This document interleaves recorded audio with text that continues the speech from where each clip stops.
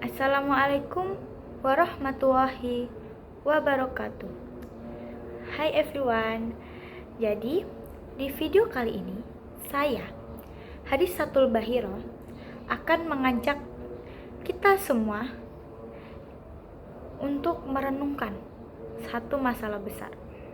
Jujur saja, masalah ini tuh sudah sering terjadi di sekitar kita, bahkan mungkin di lingkungan kita. Ada yang bisa tebak apa? Ya, kita akan membahas tentang bullying. Bullying itu bukan sekedar ejekan, bukan sekedar bercandaan, tapi bercandaan yang sudah sedikit keterlaluan. Tapi bullying itu sendiri adalah tindakan fisik, tindakan kekerasan yang menyakiti secara fisik, mental, maupun verbal. Dan dampaknya itu sangat amat nyata. Bayangkan, setiap tahun ada banyak siswa yang pergi ke sekolah bukan untuk belajar, tapi untuk takut dipukul, takut diolok, takut diasingkan. Mereka pergi dengan senyum yang mereka paksa, dengan hati yang hancur, hati yang berisik. Aku akan dibully, aku akan dipukul di sana. Apakah kalian mau menjadi bagian yang membiarkan itu terjadi?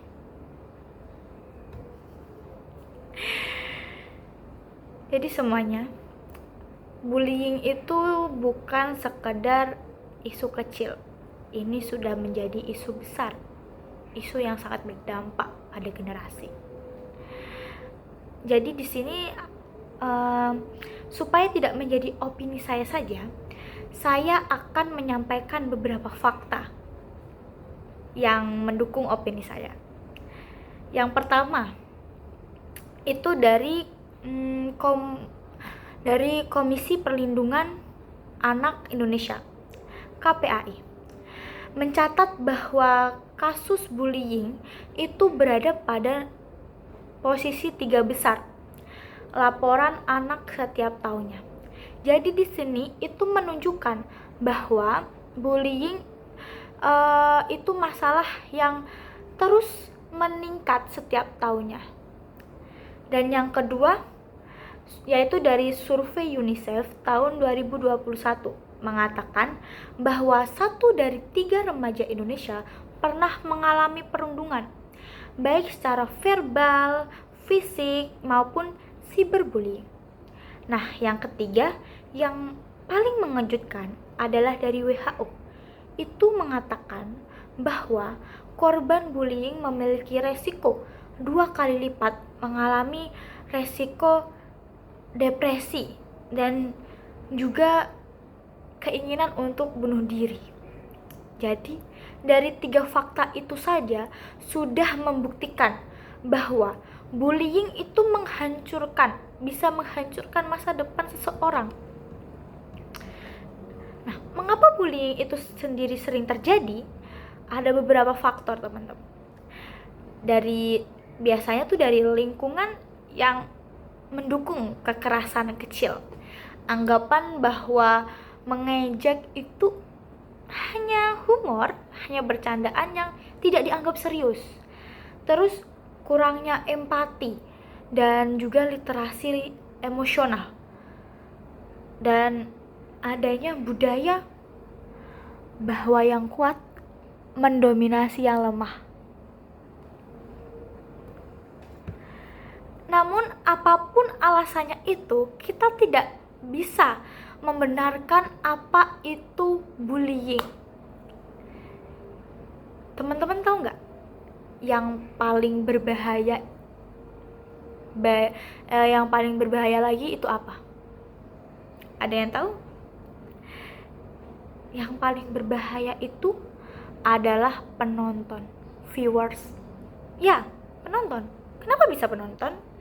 Karena mereka itu tahu, tapi mereka diam. Mereka melihat, tapi mereka tidak bertindak. Diamnya penonton itu justru membuat pelaku itu merasa dirinya kuat, dan korban merasa sendirian.